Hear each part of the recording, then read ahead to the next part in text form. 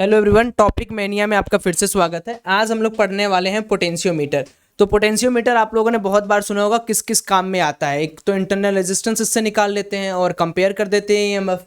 लेकिन बहुत लोगों को नहीं पता कि पोटेंशियोमीटर हर बार जेईई के एग्जाम में आता है, एक दो बार नहीं, हर बार। तो वही आज अमूल सर आपको समझाएंगे, सिखाएंगे। दूसरी सबसे इंपॉर्टेंट चीज़ है कि ये तो नॉर्मल पोटेंशियोमीटर हो गया। कुछ ऐसे पोटेंशियोमीटर्स हैं जो आप लोग टीवी वगैरह में देखे, जब पुराने इलेक्ट्रिशियन की दुकान पर कभी आप जाओगे तो डुअल गैंग या ट्राइमर या आप डिजिटल पोटेंशियोमीटर या ये कंसेंट्रिक वाला तो सारा लोग देखा होगा। इसमें से क्या होता है कि जैसे आपने स्विच में कलर ब्राइटनेस बढ़ाते थे पहले या कंट्रास्ट बढ़ाते थे, तो पोटेंशियोमीटर ही वो काम करता था जो आपको आज सिखाया जाएगा किस तरीके से। हालांकि देखिए, जब आप बीटेक में जाएंगे तो इन सारी चीज़ों का प्रॉपर एक्सपेरिमेंट भी आप करेंगे, हर एक एक चीज़ें मिलेगी, क्यों सर। लेकिन अभी जेई मेन के इस लेवल पर आपको उस चीज़ को फील करना है कि हाँ यार, कोई ऐसा इलेक्ट्रॉनिक डिवाइसेस होते हैं। मैंने बहुत बार देखा है कि screw gauge, vernier caliper, meter bridge, Wheatstone, ammeter, voltmeter, इन सब में बच्चे फंस जाते हैं सर। इसको आप फील कर लो ना, एक दो मिनट यूट्यूब पर सर्च मार लो पोटेंशियोमीटर 3D, दिख जाएगा कैसे काम करता है। बाकी पूरा सर पढ़ाएंगे। Sir please take. बिल्कुल सर। ठीक है, यहाँ से सर स्टार्ट करिए। Thank you so much sir, है ना। अमूल सर के रहते हुए हमें काफी राहत है। चलिए भाई, good evening all of you. Saurabh sir काफ़ी सारी बात करके गए और बहुत कुछ समझा के भी गए आप लोगों को। तो चलिए, मैं ज़्यादा टाइम आपका वेस्ट नहीं करूंगा, सीधे मैं टॉपिक पे आऊँगा। जो आज का हम लोगों का टॉपिक है पोटेंशियोमीटर, तो हम लोग सीधे सीधे पोटेंशियोमीटर की बात करेंगे और पोटेंशियोमीटर में भी उतनी ही बात करेंगे जो हमें जेई मेंस या एडवांस के लिए रिक्वायर्ड है। तो जेई मेन या एडवांस के लिए क्या रिक्वायर्ड होता है पोटेंशियोमीटर में, कि भाई हमें पोटेंशियोमीटर की सर्किट पहचान में आनी चाहिए और उसकी हेल्प से हम लोग क्या क्या चीज़ें फाइंड कर सकते हैं, और उस पर बेस्ड कुछ एग्जांपल्स देख लेंगे। तो अगर हम लोग पोटेंशियोमीटर को देखें तो जनरली पोटेंशियोमीटर में इस तरह की एक सर्किट बनी होती है। इसमें देखिए कई सारे वायर्स लगे हुए हैं, इस तरह से बहुत सारे वायर्स हैं जो कि आपस में कनेक्टेड होते हैं। इन वायर्स को हम लोग पोटेंशियोमीटर वायर बोलते हैं। इसके साथ एक बैटरी कनेक्टेड होता है, इसके साथ एक वेरिएबल रेजिस्टेंस जोड़ा गया होता है। जैसे यहाँ पर ये मान लीजिए बैटरी है, इस बैटरी के साथ एक की है, इसके साथ ये जो RH लिखा हुआ है उसको बोलते हैं रियोस्टेट। रियोस्टेट का काम क्या होता है? रेजिस्टेंस को वेरी कराना। ये वेरिएबल रेजिस्टेंस का काम करता है, जैसे हमारी रिक्वायरमेंट हो उसके अकॉर्डिंग हम लोग इसको वेरी कराते हैं। इसके बाद ये जो सर्किट है ये एक पोटेंशियोमीटर वायर के थ्रू कनेक्टेड होती है। जैसे यहाँ पर पॉइंट ए और पॉइंट बी के बीच में आप देखिए ये एक सीरीज दिख रही है हमें वायर्स की। ये सारे वायर्स आपस में कनेक्टेड हैं, ये पूरी एक चेन है वायर की इस तरह से।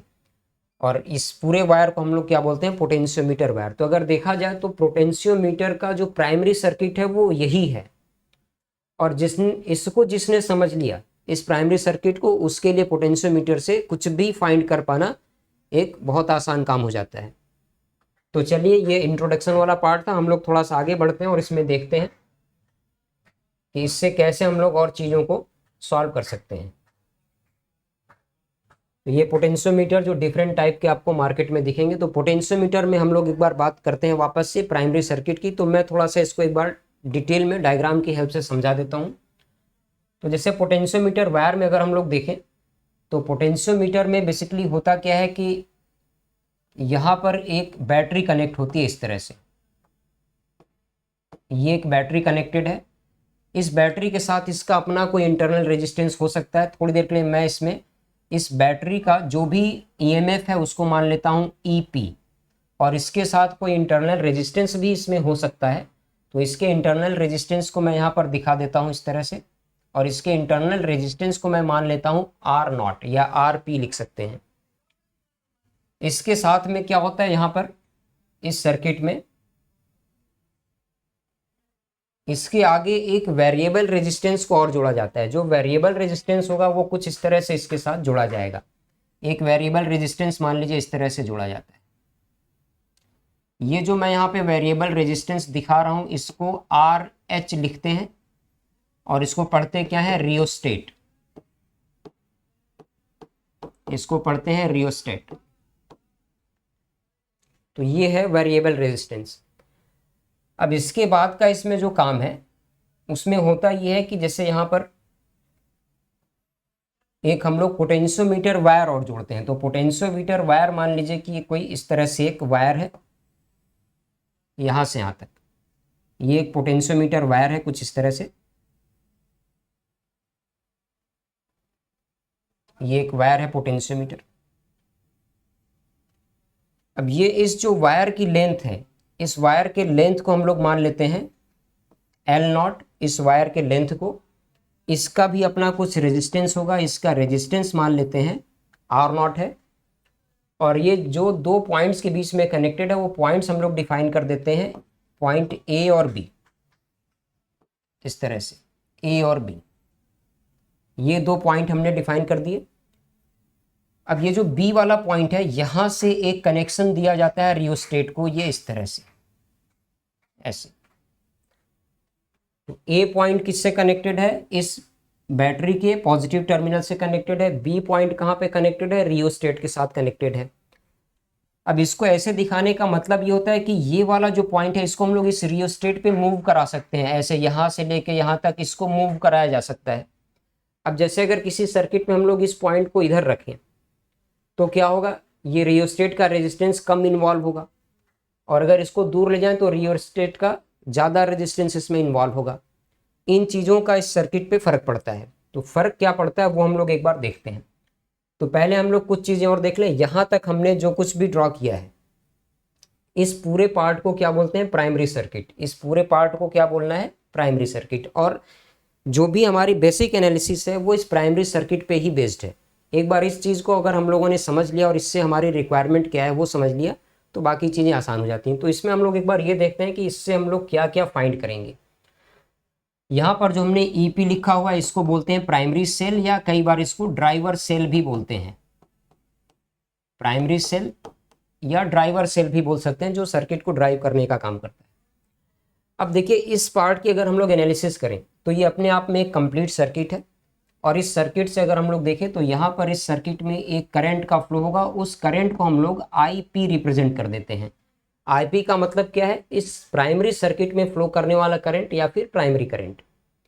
यहाँ से जो भी करंट है वो इस पोटेंशियोमीटर वायर में भी यही करंट जा रहा होगा IP। तो हमारा पहला काम क्या है, इस करंट को फाइंड करना, इस प्राइमरी सर्किट में कितना करंट फ्लो हो रहा है। और इसके लिए अगर हम लोग IP की वैल्यू को कैलकुलेट करना चाहें तो इसमें कोई ज़्यादा टाइम नहीं लगेगा। इसके कैलकुलेशन में क्या करना है, potential difference EP divided by इस सर्किट का रेजिस्टेंस, क्या क्या यूज हो रहा है, internal resistance R0 plus rheostat से जो रेजिस्टेंस ऑफर किया जा रहा है RH, और इसके साथ में क्या होगा, इस पोटेंशियोमीटर वायर का रेजिस्टेंस R0। ये हो गया प्राइमरी सर्किट का करंट। अब ये जो प्राइमरी सर्किट का करंट है इसकी हेल्प से हमारा अगला स्टेप ये होता है कि हम लोग पोटेंशियोमीटर वायर पे, जो पोटेंशियोमीटर वायर है A से B तक का, इस पूरे वायर पे एक पोटेंशियल डिफरेंस फाइंड कर लिया जाए। और उस पोटेंशियल डिफरेंस को हम लोग रिप्रेजेंट कर देते हैं VAB। VAB का क्या मतलब हुआ, पोटेंशियल डिफरेंस अक्रॉस AB। इसका कैलकुलेशन कैसे मिलेगा, इसके लिए हमें इस वायर में जाने वाला करंट पता करना होगा और इसका रेजिस्टेंस पता करना होगा। तो इसका कैलकुलेशन बेसिकली क्या है, this is IP multiplied by R0। R0 potentiometer wire का रेजिस्टेंस और प्राइमरी करंट। तो इसको भी अगर हम लोग चाहें तो यहाँ से कैलकुलेट कर सकते हैं। IP की वैल्यू रिप्लेस कर दीजिए, R0 की वैल्यू रिप्लेस कर दीजिए, ये मिल जाएगा। तो इसकी वैल्यू यहाँ से फाइंड की जा सकती है। अब यहाँ पे हम लोग एक बार जब VAB को कैलकुलेट कर लेते हैं तो इसके बाद हमारा जो अगला स्टेप है वो ये होता है कि A से B वाली लेंथ पर ये पूरा पोटेंशियल डिफरेंस डिस्ट्रीब्यूटेड है। तो यहाँ पर हम लोग एक टर्म डिफाइन करते हैं पोटेंशियल ग्रेडियंट, उसको डिनोट करेंगे फाई से, और इसको क्या बोलेंगे, पोटेंशियल ग्रेडियंट। ये एक बहुत इंपॉर्टेंट फैक्टर है इस पूरे पार्ट में, पोटेंशियल ग्रेडियंट।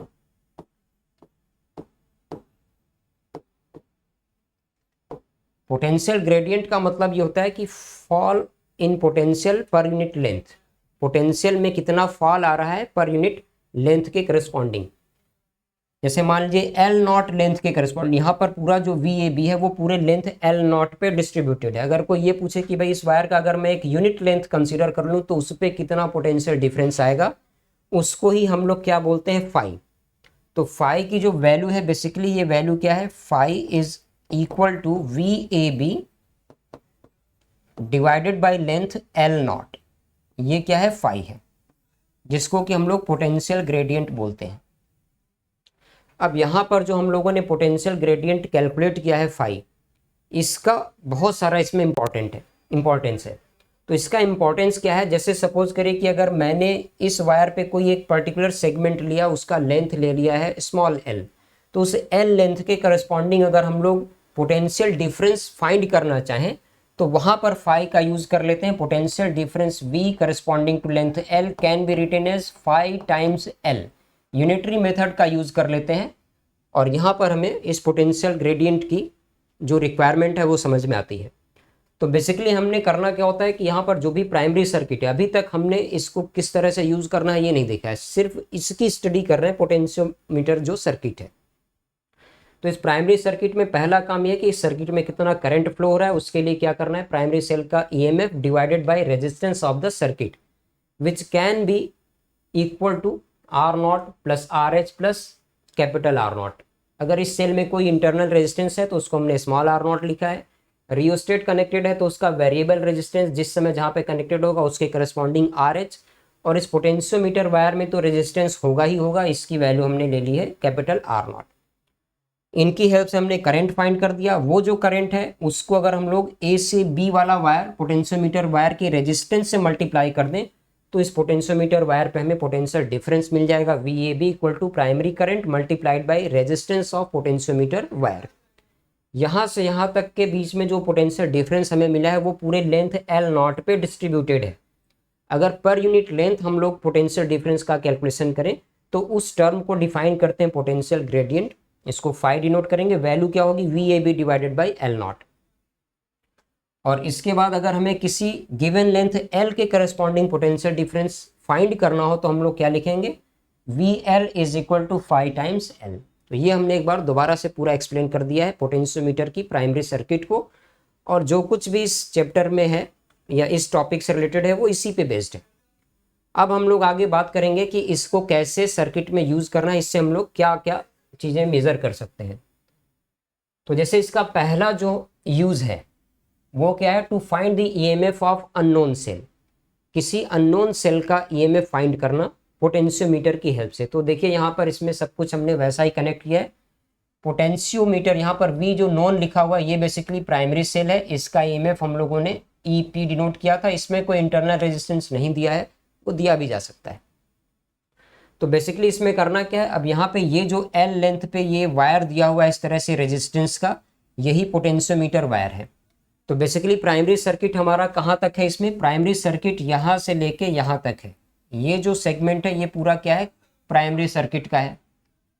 अब इस सर्किट की हेल्प से अगर हमें किसी अननोन सेल का ईएमएफ फाइंड करना हो तो उसको करना क्या होता है, प्राइमरी सेल के साथ उसको पोटेंशियोमीटर वायर के पैरेलल में कनेक्ट कर देते हैं अननोन सेल को। कैसे कनेक्ट करेंगे, तो उसका कनेक्शन अगर हम लोग देखें तो जैसे इस सर्किट को एक बार ड्रॉ कर देते हैं। मान लीजिए यहाँ पर हमारे पास ये है प्राइमरी सेल, प्राइमरी सेल के साथ एक रियोस्टेट कनेक्टेड है। रियोस्टेट इन्होंने इस साइड जोड़ दिया है, उधर भी जोड़ सकते हैं, इससे कोई फर्क नहीं पड़ता है।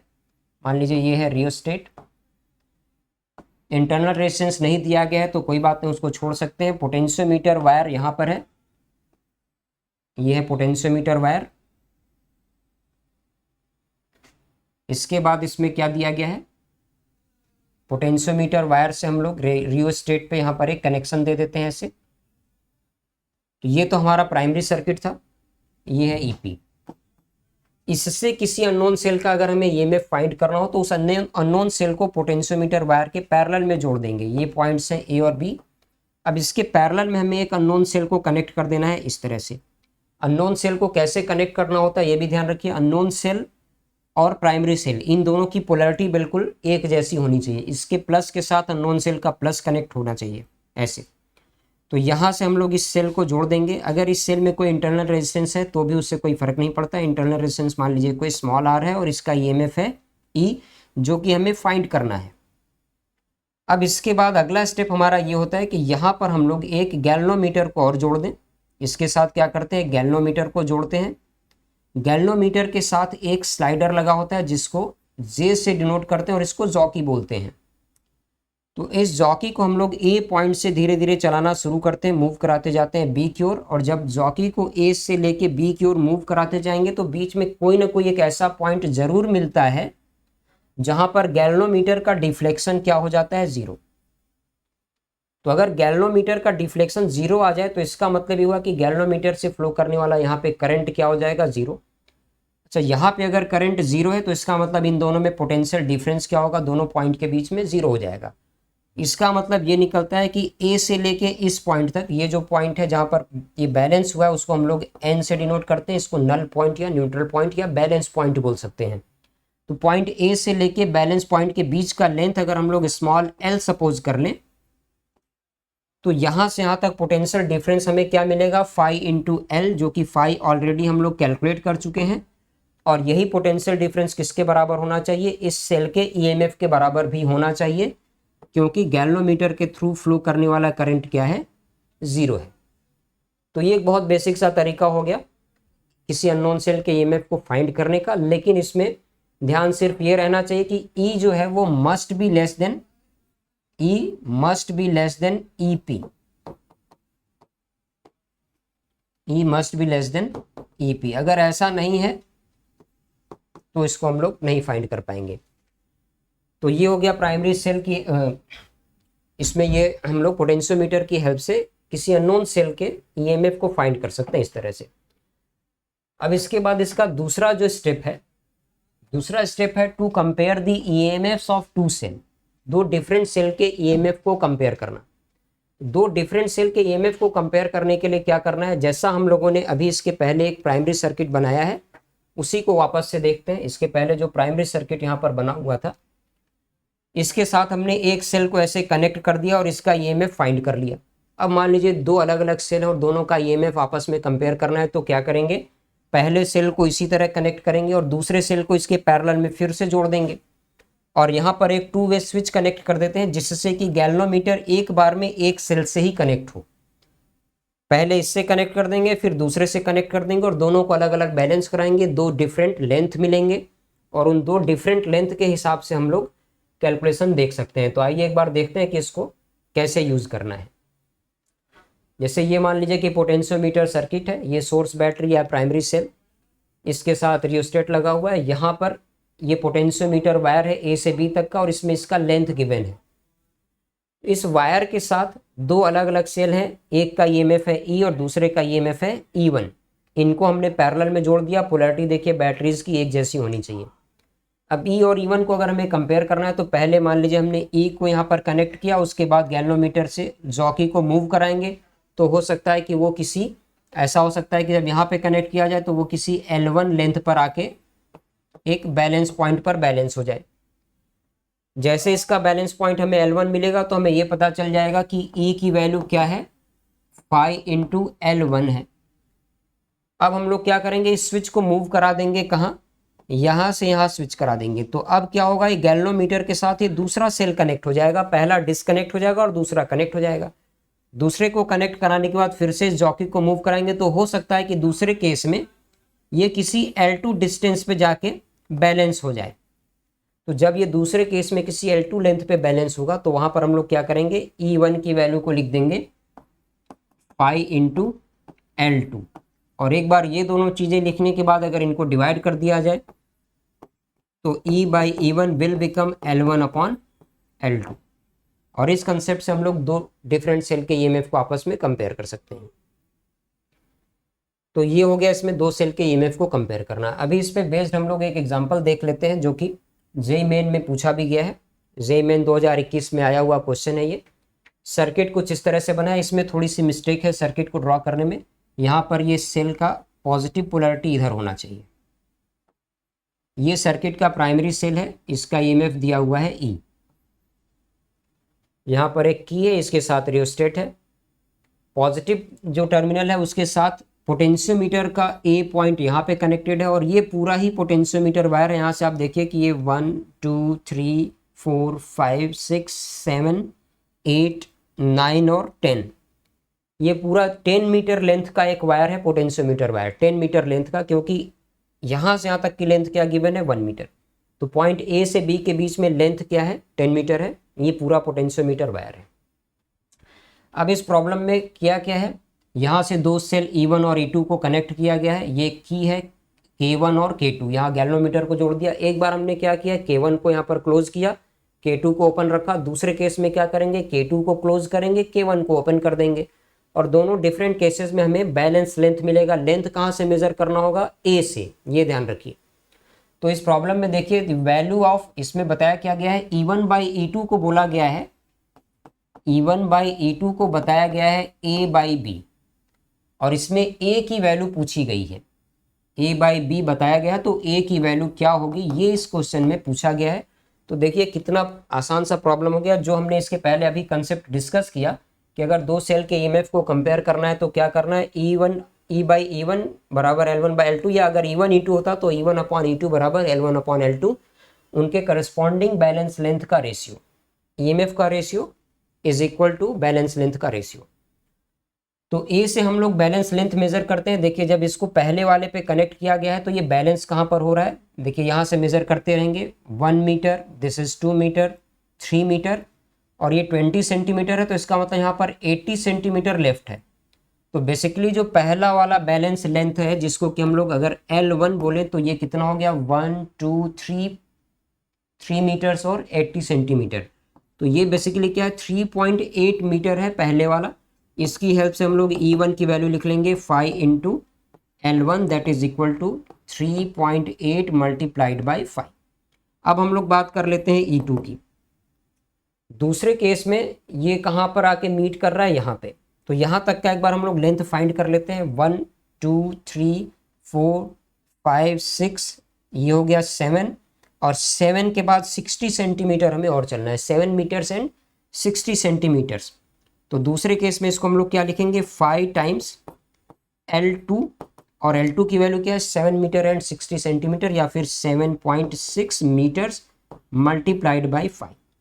तो ये दो चीज़ें हमें मिल गई। अगर इन दोनों को डिवाइड कर दिया जाए तो ये हम लोग देख सकते हैं E1/E2 की वैल्यू क्या आ गई, 1/2, और इसी को हम लोग क्या लिख सकते हैं, A/B। तो A की वैल्यू 1 है, B की वैल्यू 2 है इस प्रॉब्लम में। तो इस तरह से देखिए कितनी आसानी से प्रॉब्लम सॉल्व हो गया। अब हम लोग आगे बढ़ते हैं, इसका और भी कोई यूज़ है तो वो देखते हैं। तो अगला यूज़ अगर हम लोग देखें तो इसमें जो सबसे इम्पॉर्टेंट पार्ट है पोटेंशियोमीटर के यूज़ में, वो यही है, किसी अननोन सेल के ईएमएफ को फाइंड करना, किसी अननोन सेल के इंटरनल रेजिस्टेंस को फाइंड करना, to find the internal resistance of an unknown cell.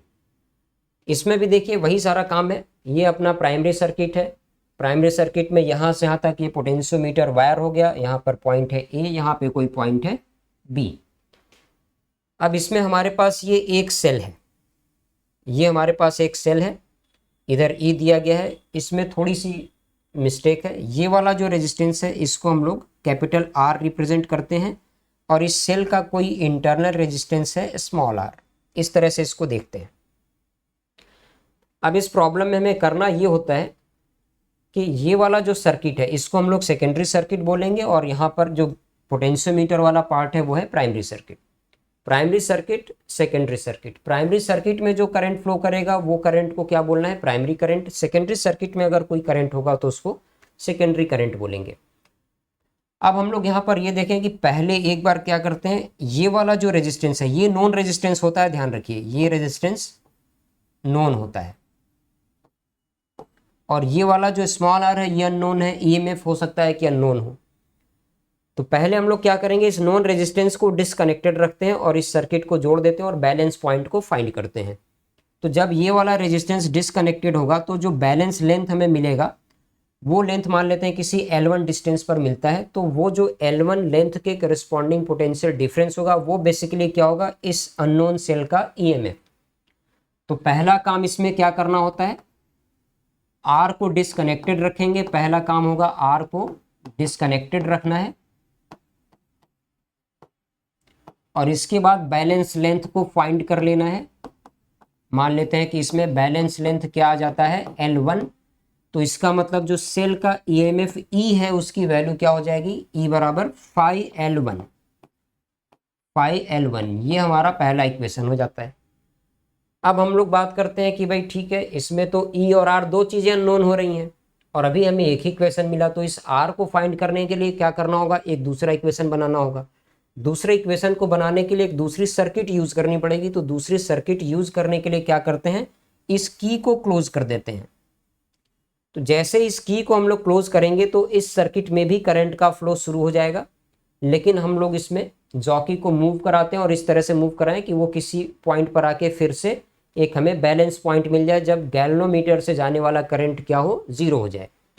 तो अगर गैल्वेनोमीटर से जाने वाला करंट जीरो हो जाता है तो ये दोनों पॉइंट ऑलरेडी सेम पोटेंशियल पे कनेक्टेड, और गैल्वेनोमीटर से जाने वाला करंट अगर जीरो हुआ तो ये वाला पॉइंट और यहाँ पर कनेक्टेड बैलेंस पॉइंट वो दोनों भी सेम पोटेंशियल पर हो जाएंगे। और इस तरह से हमें ये पता चलेगा कि यहाँ पर जो भी पोटेंशियल डिफरेंस है वो इस बैलेंस लेंथ के करस्पॉन्डिंग पोटेंशियल डिफरेंस के बराबर होगा।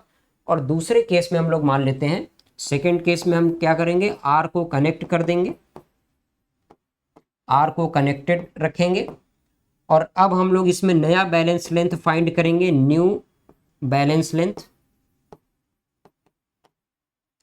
ये नया बैलेंस लेंथ मान लीजिए L2 हो गया। तो नया बैलेंस लेंथ जो L2 मिलेगा, अब इसको हम लोग कैसे फाइंड करेंगे, तो उसके लिए हमें पोटेंशियल डिफरेंस चाहिए होगा यहां पर। तो इसको हम लोग लिखेंगे phi into L2। Potential difference कैसे लिखेंगे, phi इंटू L2, और ये बराबर किसके हो जाएगा, कैपिटल R के अक्रॉस पोटेंशियल डिफरेंस के, is equal to potential difference across capital R। जो पोटेंशियल डिफरेंस यहां होगा वही यहां पर होगा, वही यहां पर होगा। तो ये एक कैलकुलेशन हमारा और रह जाएगा। अब हम लोग ये देखें कि potential difference across resistance R कैसे हमें मिलेगा। तो R के क्रॉस जो भी पोटेंशियल डिफरेंस है, यहाँ पर जो पोटेंशियल डिफरेंस है उसके लिए हमें इस सर्किट के रेजिस्टेंस को फाइंड करना होगा, और सॉरी इस सर्किट के करंट को फाइंड करना होगा, करंट मल्टीप्लाइड बाय रेजिस्टेंस, ये है पोटेंशियल डिफरेंस। तो अब हम लोग सेकेंडरी सर्किट का करंट फाइंड कर लेते हैं। सेकेंडरी सर्किट के करंट को अगर IS लिखें तो इसकी वैल्यू क्या हो जाएगी, अननोन सेल का EMF E divided by internal resistance R और नोन रेजिस्टेंस कैपिटल R, ये हो जाएगा करंट। करंट के मिलने के बाद अब अगर हम लोग देखें पोटेंशियल डिफरेंस अक्रॉस R, तो इसकी वैल्यू क्या हो जाएगी, सेकेंडरी सर्किट का करंट मल्टीप्लाइड बाय R। तो ये वैल्यू हमें मिलेगी ER upon R plus R के बराबर। और इसको कंपेयर किससे करना है, यहां पर ध्यान दीजिए, इसको कंपेयर किससे करना है, phi L2 से। तो हमारे पास एक दूसरा इक्वेशन बन जाएगा, ये वाली जो वैल्यू है ये किसके बराबर है, ER upon R plus R is equal to phi L2। ये हमारे पास एक दूसरा इक्वेशन और आ जाएगा। अब इसमें सिंपली 1 डिवाइडेड बाई 2 कर देना है, 1 डिवाइडेड बाई 2, और इससे हमारा कैलकुलेशन मिल जाएगा। तो 1 डिवाइडेड बाई 2, ई से ई कैंसिल हो जाएगा, वैल्यू क्या आ जाएगी, R plus R upon capital R will be equal to L1 upon L2। इसको सिंप्लीफाई कर लिया जाए तो स्मॉल r की वैल्यू हमें मिल जाएगी capital R multiplied by L1 minus L2 divided by L2। ये हमें कैलकुलेशन मिल जाएगा। इस रिजल्ट को अगर हमें याद रखना हो तो इसको याद रखना भी आसान है। देखिए L1 और L2 में से L1 वो लेंथ है जो दोनों मेजरमेंट में बड़ा होगा, क्योंकि ये नेगेटिव नहीं आ सकता। तो दोनों में जो बड़ा मेजरमेंट है वो L1 है, छोटा मेजरमेंट L2 है। दोनों का डिफरेंस डिवाइडेड बाय छोटा मेजरमेंट, और इसको मल्टीप्लाई कर देंगे नॉन रेजिस्टेंस जो हमने यूज़ किया सर्किट में। बस ये इतना सा कंसेप्ट है। अब इस पे बेस्ड भी हम लोग एक एग्जांपल देख लेते हैं और उसके बाद आगे बढ़ते हैं। तो यहाँ पर मैंने एक ऐसा इलस्ट्रेशन लिया है, for the arrangement of the potentiometer shown in the figure the balance point is obtained at a distance 75 centimetre from A when the की K इज ओपन। ये सर्किट दिया हुआ है, यहाँ एक प्राइमरी सेल है 2 वोल्ट का, इसके साथ पोटेंशियोमीटर वायर है AB, इस पे 75 सेंटीमीटर बैलेंस लेंथ दिया गया जब इस की K को ओपन रखा गया। तो अगर हम लोग K को ओपन रखेंगे तो ये रेजिस्टेंस कनेक्ट नहीं होगा। तो इसका मतलब सीधा सीधा क्या है, phi L1 बराबर क्या हो गया, E के, EMF E1 is equal to phi L1। ये सीधा सीधा हिसाब हो गया, और L1 की वैल्यू है 75 सेंटीमीटर, तो दिस इज 5 टाइम्स 75। लेंथ को सेंटीमीटर में ही रख लेते हैं। अब सेकेंड केस में देखिए क्या बोला गया है इसमें, the second balance point is obtained at 60 centimetre from A when the key is close, key को क्लोज करने के बाद हमें जो L2 मिला है वो कहाँ मिला है, L1 की वैल्यू 75 सेंटीमीटर मिली है, जबकि L2 की वैल्यू कितनी मिली है, 60 सेंटीमीटर्स। अब इस प्रॉब्लम में पूछा क्या है, find the internal resistance of the battery E1। Internal resistance पूछा गया है बैटरी का, तो अब इसके लिए तो हमें कुछ सॉल्व करने की जरूरत ही नहीं थी, L1 और L2 मिल चुका, और ये रेजिस्टेंस जो हम लोग यूज कर रहे हैं वो क्या है, 6 ओम। तो अपने पास सीधे सीधे इंटरनल रेजिस्टेंस का कैलकुलेशन था L1 minus L2 divided by L2 multiplied by known resistance R। तो ये वैल्यू क्या आ जाएगी, 75 माइनस 60 डिवाइडेड बाई 60, और R की वैल्यू है 6, तो ये 15/60 मल्टीप्लाइड बाई 6, ये वैल्यू कितनी आ जाएगी, 1.5 ओम के बराबर। तो स्मॉल r की वैल्यू क्या है, 1.5 ओम, ये पहले वाला ही ऑप्शन इसमें दिख रहा है। तो इस तरह से हम लोग ये चीज़ें देख सकते हैं। तो ओवरऑल पोटेंशियोमीटर के साथ इतना ही। तो पोटेंशियोमीटर में जो कुछ भी रिक्वायर्ड है वो मोस्टली सारी चीज़ें हम लोगों ने डिस्कस कर ली हैं। तो चलिए आज के वीडियो में इतना ही, और इसके बाद जल्दी हम लोग इस तरह की और वीडियो लेके आएंगे। तो ख़त्म करते हैं आज का वीडियो, मिलते हैं, bye bye, take care, good night.